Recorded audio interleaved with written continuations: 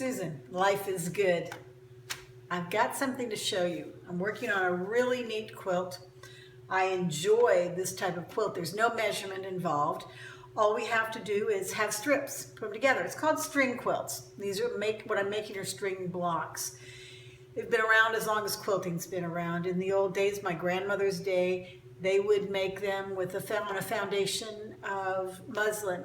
We're going to use a telephone book. Newsprint has no bias and works wonderfully in these kind of situations.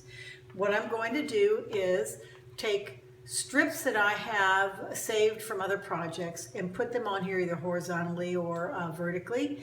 It doesn't matter. I've decided that my unfinished size block would be 8 by 8, and I've cut that out as close as I can. Of course, there's a little rough edge here, but in the final cutting, I will use measurements. I will use a ruler for cutting it, trimming the strips. But what we start out with on these strips is 2 pieces facing front to front, nice side to nice side, sewn down one side and then opened and pressed to get the strings on there. It's the start of the strings. You keep adding strings, put the good side to good side, front to front on either side, and fill out the sides as you go. This is what you get. That's an unfinished block. I mean, it's not trimmed to the unfinished size yet, but you make sure that all the way around you've got the paper covered all the way around. This is a little bit close. I'm going to have to make sure that when I measure it, that I measure right along that line when I cut it. But everything else looks pretty good, pretty far away. You can, this piece here I used a old piece of fabric that I had left over from binding I had made, scrappy binding, and put it in. Scraps that you have, that you've sewn together for whatever purpose can be used. And this is a finished block, unfinished block actually, that'll be finished at 7.5 by 7.5 in the quilt, but as unfinished before we put it in the quilt, it is 8 by 8. Perfectly done. My stitching is on 1.8. You can go as low as 1.5. The lower you go like that, the easier it is to strip off the paper. That's what you're going to have to do when you're done, after you've sized it to the right size, and then you just strip off the pieces. This is a quilt that I'm going to introduce to the club I'm in called Twisted Stitches in Monroeville, and we are making a new quilt every month. Someone teaches a block. We have a month to make a block or more to donate the next month, and someone puts it together in a quilt. We're doing 10 of them for Camille House and as a charity, and we're looking forward to having those all finished for the charity. Now, you don't have to only go vertically or horizontally. You can go across diagonally. This is what's so great about paper. There is no bias. So you're going to have no problems going straight across from one point diagonally to the other point is how you would do that. And then same thing, you're going to add pieces, strips on either side. Your strips will get smaller. If you have some scrap triangles left over, you can put them on the corners there when they come to fit. When it is done, looks like this, although I have a little bit of bulk here because I decided to come a little further down there. So when you have to cut some off, you fold the paper back gently so it doesn't tear, and then make your cut so you have less bulk. And that's then iron that out. And when these are done, see, I used a little triangle on this end.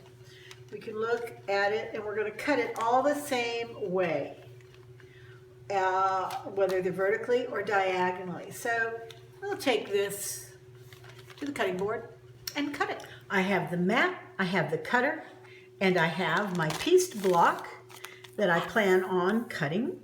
And what I need is the ruler. This is the ruler. As you can see, there is a diagonal line that goes across here. I don't only have the measurements horizontally and vertically, I have a diagonal measurement.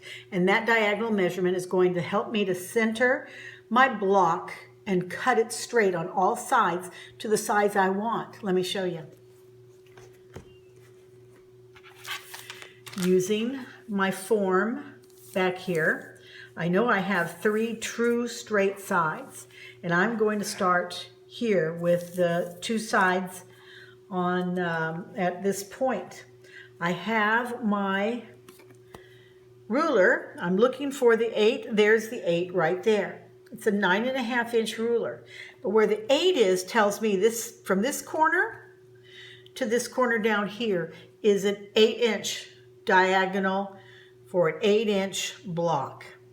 And there's the 8-inch size. So I'm going to put this corner at the 8 there. I'm going to line up each side on the straight side, making sure my diagonal is going through the center of my corner there.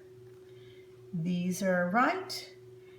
These are right. Once my 2 lines are right, then on the ruler, then the 2 lines I cut here are going to be right, no matter what it looks like. So here I go. One side, take the excess off, make sure it's cut all the way through. My blade has been changed for this project, so I know I have a good cut, clean cut. Start skipping, I need to get another one. Okay, now I have to cut these 2 sides. I'm going to do the same thing.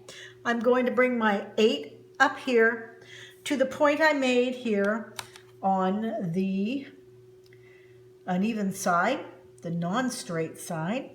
And I know that the side I cut is a true straight edge now, so I can trust it. Centered my 8 there. I've got this lined up. This is lined up here and here. I'm good to go. I'm going to cut these other 2 sides. And comes off. Turn. And comes off. Happy, very, very happy. Let's take a look. This is my diagonal. Nice, clean. It's 8 inches and it's good to go. And I can start taking off my little sides. Perforation does the trick. That's what I'm going to do. Okay, I'm going to finish cutting these and then I'll meet you up at my design wall and see what we can do with them in preparation for making a quilt. See you in a few. We're at my design wall now, and for beginners, a design wall is simply a cloth put up in order for your fabrics to stick to, and that cloth in this case is a flannel cloth. And but one of the best ones you can get are the plastic table covers that have the kind of flannel-like back on it. And I understand the best ones are at Dollar Tree. Those have better stick-to-itively, maybe is what I'm talking about. But I haven't gotten one there yet. But those make it real simple. Mine are thumbtacked up. You can get fancy, make grommets and put hooks, however you want to do it. If you don't have a wall that you can put your work on and look at, maybe consider a large bed, queen or king, or the floor. Some people use the floor. Old way actually is using the floor. That's where you have the most room sometimes. Anyway, I've got my blocks up that I finished. Most of that I finished. And I want you to look at the ones we did diagonally. They're really neat. This one, it looks like it's going in a box all the way around. And I decided to make it go the other way because this is the way I always see it usually. And this way gives me an X. At least that's what I perceive there. Maybe you don't. but it's up to you, whatever you like. Sometimes you can make your small blocks into a larger block, putting these 4 squares together, and then maybe a white or other neutral color sashing around them. That's a possibility. Over here, I've got my horizontal and vertical strips done. This style here, as I was putting it up, reminds me of what's called the Chinese coin for you beginners. And usually, though, it's not quite as wide, and usually might not be wonky. But you can have, I've seen the wonky Chinese coins also. So I like that also. This is the horizontal and vertical done alternately, and it's okay. Some people might like it. Maybe I wouldn't want to put something like this in there, or too wonky of ones. Just regular wonky is what I like to call it. Here is another block that I'm working on right here. It's a smaller one, smaller block. In fact, let's see. Oh yeah, here they are. In fact, my strips were made from a smaller telephone book. So I'm putting 3 strips together to make one block. That's what I'm going to do with these. I'm going to make one block, and then when I get enough to make a quilt, I'll put them together. Lot of different things. I mean, it's endless where your mind can go with this type of quilting or piecing. So let your mind go. Go through your scraps. Get some good things going. This concludes part 1 of the string block quilt. Part 2 will be finished in about a month or so from this taping. In it, you're going to see the rest of the blocks turned in by the Twisted Stitches Quilt Club members, how the blocks will be arranged and prepared for long arm quilting, and finished with hand binding. Be sure to subscribe. And if you're not already a member of YouTube, please register, then subscribe to my channel. You'll be notified every time I produce a video. Life is good.